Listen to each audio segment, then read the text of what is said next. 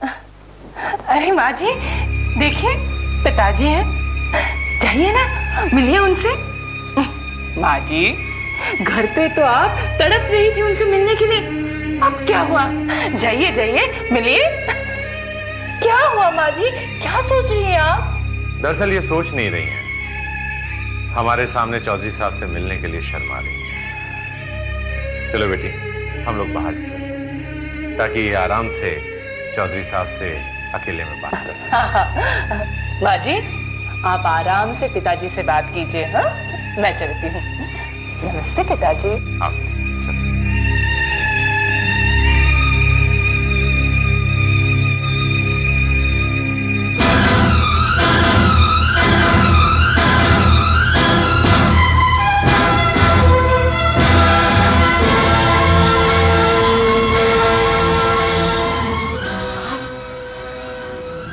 तक नाराज है मुझसे।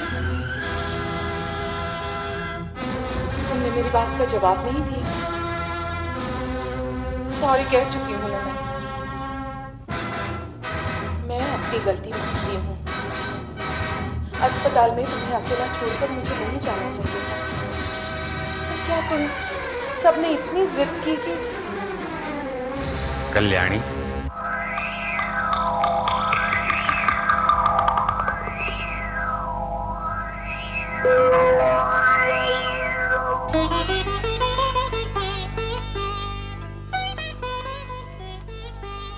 कैसी हो कल्याणी? मैं जानती थी तुम इतनी देर मुझसे नाराज नहीं रह सकते। मैं इतनी देर तो क्या, थोड़ी देर भी तुमसे नाराज नहीं रह सकता। इतनी देर में खामोश इसलिए रहा कि सोचा देखो तो सही तुम में कितना धैर्य है। मेरे प्रेम मेरे विश्वास की परीक्षा ले रहे थे। मेरे सब कुछ तो तुम ही हो, मेरा प्रेम मेरा विश्वास। सच कहूं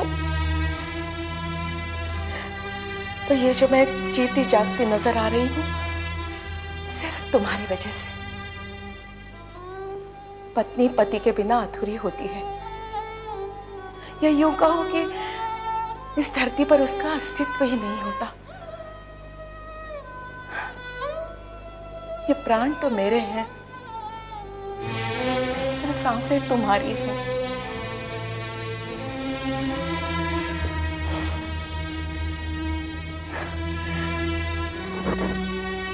मैं हमेशा प्रार्थना करती हूँ कि तुम्हारी मंगल कामना करता हुआ ये मंगलसूत्र हमेशा मेरे गले में मुस्कुराता रहे। बच्चे कैसे? जानते हो, घर में किसी को बताए बगैर मैं यहां चली आई हूं। अगर वो जान जाते कि अस्पताल से तुम्हें यहां लाया गया है तो वो सब यहां चले आते। सच पूछूं तो बच्चे तुम्हें मिलने को तरस रहे हैं। यहाँ मेरी हालत भी जैसी है, मैं भी उन्हें देखने के लिए बेचैन। एक दो दिन में अच्छे हो जाओ, फिर सबको यहाँ लेकर आऊंगी। अजय, विजय, संजय, श्वेता और नन्ही अपनी नेहा सब अच्छे हैं, उन्हें फिक्र है तो बस तुम्हारी। और हमारे साले साहब अमर वो तो तुम्हारे बिना बहुत परेशान है। सुबह शाम उठते बैठते बस तुम्हारी रट लगाए रहता है। अपनी बहू ममता कैसी? ममता वो तो पहले से ही अच्छी थी, पर कल्पना ने तो कमाल ही कर दिया। जब तुम बीमार हो गए ना, उसके बाद एकदम से चेंज हो गई। तुम देखोगे ना तो विश्वास नहीं करोगे, इतनी सेवा करती है ना कि क्या बताऊं। सच। माँ जी, पिताजी आपको डॉक्टर ने आराम करने के लिए कहा है ना, चलिए आराम कीजिए। मैं मम्मी जी को लेकर दोबारा आ जाऊंगी। हाँ। अब तुम आराम करो, हाँ? मैं कल आऊंगी। हाँ? अरे पापा हाँ जरूर आऊंगी। चलिए चलिए चलिए चलिए। आराम करने दीजिए। अपना ख्याल रखना। हाँ। और खाना ठीक से खा लेना। हाँ, चलिए। अगली बार मैं खुद खाना बना के लाऊंगी। हम सभी कठपुतलियों की हाथ तेरे डोर है, तू बड़ा बलवान है, हर आदमी कमजोर है, दे हमें विश्वास ऐसा, दे हमें विश्वास ऐसा, टूट जाए हर भरम, अपने बच्चों पे है मालिक, इतना करना तू करम। अपने बच्चों पे है मालिक, इतना करना। श्वेता बेटी, माँ जी की तबीयत अब कैसी है? कुछ खास इम्प्रूवमेंट तो नहीं है, पर फिर भी हम लोग यही कोशिश कर रहे हैं कि वो जल्द से जल्द नॉर्मल हो जाए और अपने पूरे होशो हवास में आ जाए। लेकिन शुक्ला जी, बाजी के होश में आते ही जब उन्हें बड़े बाबूजी के चले जाने की बात पता चलेगी तो वो... क्या करे शकील भाई, एक ना एक दिन तो माँ को इस सच्चाई का सामना करना ही पड़ेगा। डॉक्टरों का क्या कहना है? यही कि धीरे धीरे उन्हें सच्चाई का एहसास दिलाया जाए। मुझे पूरा यकीन है कि जल्दी ही माँ जी इस सच्चाई को स्वीकार कर लेंगे। और इसी यकीन की डोर हम सबने भी थामे रखी है। शकील भाई, जी सदन का काम कैसा चल रहा है? माँ और पापा की वजह से मैं सदन पर भी ध्यान नहीं दे पाई, और अब तो भाभी भी सदन में नहीं आ सकती। सब ठीक तो है ना? सब ठीक है, आप बिल्कुल चिंता मत करिए। जहां जहां शहर में हमारे ऑर्डर्स जाते थे, अब जा रहे हैं, वहां से पेमेंट्स भी रेगुलर आ रही हैं। आप बिल्कुल चिंता मत करिए, सब ठीक है। हमेशा की तरह एक दो पार्टियों की पेमेंटें बाकी रह गई हैं, उन्हें हमने रिमाइंडर दे दिए हैं। और फर्नीचर और सूती साड़ियों के भी ऑर्डर आए, उन्हें तैयार किया जा रहा है। श्वेता जी, एक बात आपको बतानी थी। बड़े बाबूजी के चले जाने के बाद इस अमित में काफी चेंजेस आए। मतलब जब तक बड़े बाबूजी बीमार थे तब तक तो उनके लिए उसके दिल में नफरत थी, गुस्सा था, लेकिन उनके जाने के बाद अचानक ही आजकल तो वो हमारे साथ सदन के हर काम में हाथ बटाते हैं। और ममता जी का सारा काम हमने उसे ही सौंपा है। ये तुमने बहुत अच्छा किया सुधा। अब तो वो काफी बिजी रहता होगा ना? हाँ, सारा दिन काम में लगा रहता है। मतलब सदन से जाने वाले हर सामान की क्रॉस टैली करना, बिल बनाना, सब कुछ चेक करना वो इतनी होशियारी से करता है कि... देखिए शकील भाई, आप मेरे सामने उसकी तारीफ तो कर रहे हैं, पर उसके सामने उसकी तारीफ बिल्कुल मत कीजिएगा, क्योंकि पता नहीं किस बात पर उसका दिमाग खराब हो जाए। तुम बिल्कुल ठीक कह रही हो श्वेता, सचमुच उसका कोई भरोसा नहीं। श्वेता जी, ये बात जयराम काका अपने पिछले तजुर्बे के बेस पे कह रहे हैं। तजुर्बा नहीं, हादसा था, जानलेवा हादसा। अरे वो तो मेरे पुण्य कर्म काम आ गए जो मैं उस दिन उसके हाथ से बच गया। अच्छा, अमित है कहाँ? इस वक्त प्रोडक्शन रूम में है, कैंडल्स की पैकिंग कर रहा है। इसे एक बात और कहना चाह रहा था मैं कि आपने कहा कि अमित के सामने उसकी तारीफ मत किया कीजिए, लेकिन आपके सामने तो हम आपकी तारीफ कर सकते हैं। क्यों? मेरी तारीफ क्यों? क्योंकि उसमें जो कुछ भी बदलाव आया है वो सिर्फ आपकी वजह से। हाँ, सुधा बिल्कुल ठीक कह रही है। उस पर काबू पाना सचमुच हमारे बस की बात नहीं थी, वो तो तुम आ गई तो। अच्छा, बस अब आप लोग अपना अपना काम कर लें।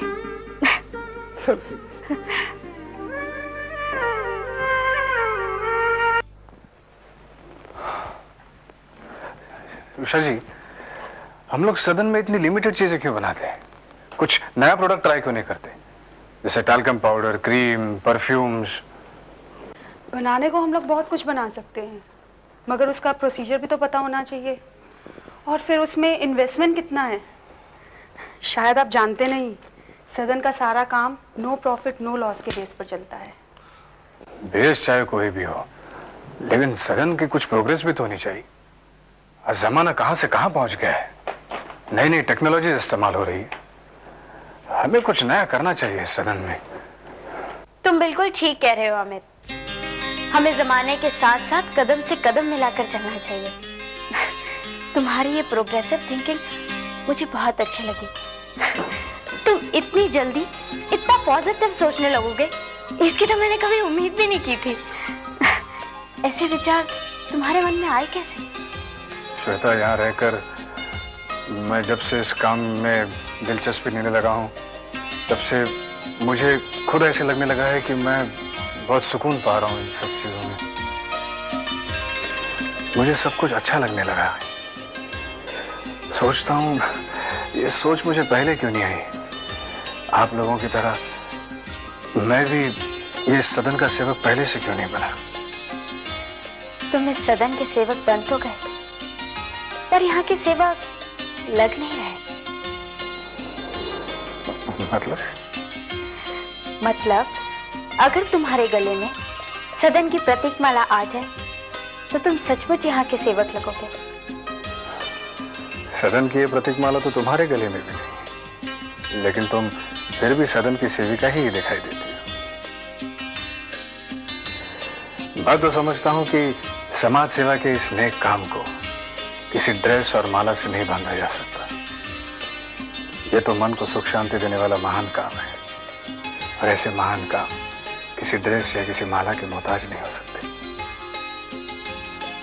और मेरा मानना यह भी है कि जो काम बंधन में बंधकर शर्तों पर किया जाए वो काम मान हो ही नहीं सकता। तुम इतने समझदार कब से बन गए? जब से आपको समझने की कोशिश करने लगा। खैर, माँ जी कैसी है? उनकी तबीयत? माँ की तबीयत पहले से बेटर है। हम सब की तो यही कोशिश है कि माँ जल्द से जल्द अच्छी हो जाए। और यहाँ मैं उनसे मिलना चाहता हूँ श्वेता। उन्हें मिले बगैर कभी कभी मुझे ऐसा लगने लगता है कि मैं फिर से अनाथ हो गया हूँ। ऐसा मत समझो अमित, माँ हमेशा हम सबके साथ है। बस माँ की तबीयत थोड़ी संभल जाए, मैं खुद तुम्हें माँ से मिलवा दूंगी। वादा? पक्का वादा।